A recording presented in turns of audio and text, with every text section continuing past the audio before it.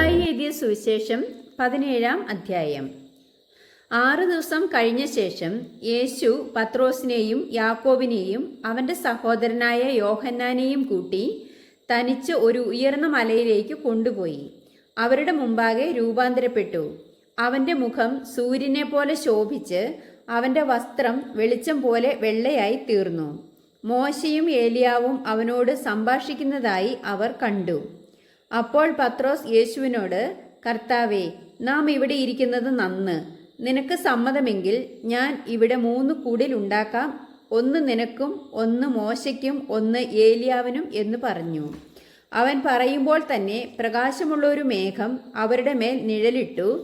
മേഘത്തിൽ നിന്ന്, ഇവൻ എൻ്റെ പ്രിയപുത്രൻ, ഇവങ്കൽ ഞാൻ പ്രസാദിക്കുന്നു, ഇവന് ചെവി കൊടുപ്പിൻ എന്ന് ഒരു ശബ്ദവും ഉണ്ടായി. ശിഷ്യന്മാർ അത് കേട്ടിട്ട് ഏറ്റവും ഭയപ്പെട്ടു, കവിണ്ണു വീണു. യേശു അടുത്ത് ചെന്ന് അവരെ തൊട്ടു. എഴുന്നേൽപ്പിൻ, ഭയപ്പെടേണ്ട എന്ന് പറഞ്ഞു. അവർ തല പൊക്കിയാറെ യേശുവിനെ മാത്രമല്ലാതെ ആരെയും കണ്ടില്ല. അവൻ മലയിൽ നിന്ന് ഇറങ്ങുമ്പോൾ യേശു അവരോട്, മനുഷ്യപുത്രൻ മരിച്ചവരുടെ ഇടയിൽ നിന്ന് ഉയർത്തെഴുന്നേൽക്കും വരെ ഈ ദർശനം ആരോടും പറയരുത് എന്ന് കൽപ്പിച്ചു. ശിഷ്യന്മാർ അവനോട്, എന്നാൽ ഏലിയാവ് മുമ്പേ വരേണ്ടത് എന്ന് ശാസ്ത്രിമാർ പറയുന്നത് എന്ത് എന്ന് ചോദിച്ചു.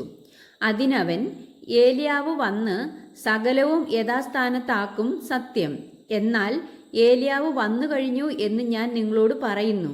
എങ്കിലും അവർ അവനെ അറിഞ്ഞുകൊള്ളാതെ തങ്ങൾക്ക് തോന്നിയതെല്ലാം അവനോട് ചെയ്തു. ഔവണ്ണം മനുഷ്യപുത്രനും അവരാൽ കഷ്ടപ്പെടുവാനുണ്ട് എന്ന് ഉത്തരം പറഞ്ഞു.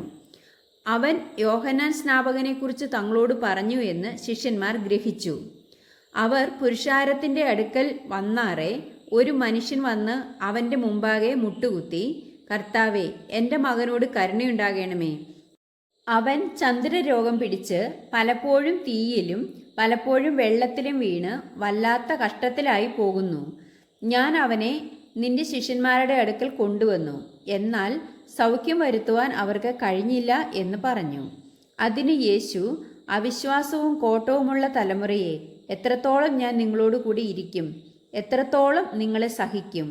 അവനെ എൻ്റെ അടുക്കൽ കൊണ്ടുവരുവിൻ എന്ന് ഉത്തരം പറഞ്ഞു. യേശു ഭൂതത്തെ ശാസിച്ചു. അത് അവനെ വിട്ടുപോയി. ബാലന് ആ നാഴിക മുതൽ സൗഖ്യം വന്നു. പിന്നെ ശിഷ്യന്മാർ സ്വകാര്യമായി യേശുവിൻ്റെ അടുക്കൽ വന്ന്, ഞങ്ങൾക്ക് അതിനെ പുറത്താക്കാൻ കൂടാഞ്ഞത് എന്ത് എന്ന് ചോദിച്ചു. അവൻ അവരോട്, നിങ്ങളുടെ അല്പവിശ്വാസം നിമിത്തമത്രേ. നിങ്ങൾക്ക് കടുകുമണിയോളം വിശ്വാസമുണ്ടെങ്കിൽ ഈ മലയോട് ഇവിടെ നിന്ന് അങ്ങോട്ട് നീങ്ങുക എന്ന് പറഞ്ഞാൽ അത് നീങ്ങും. നിങ്ങൾക്ക് ഒന്നും അസാധ്യമാകുകയില്ല. എങ്കിലും പ്രാർത്ഥനയാലും ഉപവാസത്താലുമല്ലാതെ ഈ ജാതി നീങ്ങിപ്പോകുന്നില്ല എന്ന് ഞാൻ സത്യമായിട്ട് നിങ്ങളോട് പറയുന്നു എന്ന് പറഞ്ഞു.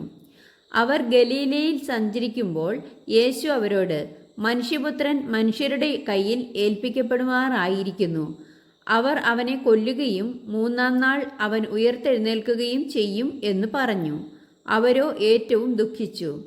അവർ കവർന്നഹൂമിലെത്തിയാറെ ദ്വിദ്രഹ്മപ്പണം വാങ്ങുന്നവർ പത്രോസിൻ്റെ അടുക്കൽ വന്നു. നിങ്ങളുടെ ഗുരു ദ്വിദ്രഹ്മപ്പണം കൊടുക്കുന്നില്ലയോ എന്ന് ചോദിച്ചതിന് ഉവ്വ് എന്ന് അവൻ പറഞ്ഞു. അവൻ വീട്ടിൽ വന്നപ്പോൾ യേശു അവനോട്, ശിമോനെ, നിനക്ക് എന്തു തോന്നുന്നു? ഭൂമിയിലെ രാജാക്കന്മാർ ചുങ്കമോ കരമോ ആരോട് വാങ്ങുന്നു? പുത്രന്മാരോടോ അന്യന്മാരോടോ എന്ന് മുന്നിട്ട് ചോദിച്ചതിന് അന്യരോട് എന്ന് അവൻ പറഞ്ഞു. യേശു അവനോട്, എന്നാൽ പുത്രന്മാർ ഒഴിവുള്ളവരല്ലോ. എങ്കിലും നാം അവർക്ക് ഇടർച്ച വരുത്താതിരിക്കേണ്ടതിന് നീ കടലിലേക്ക് ചെന്ന് ചൂണ്ടലിട്ട് ആദ്യം കിട്ടുന്ന മീനിനെ എടുക്കുക. അതിൻ്റെ വായ തുറക്കുമ്പോൾ ഒരു ചതുർദ്രഹ്മപ്പണം കാണും.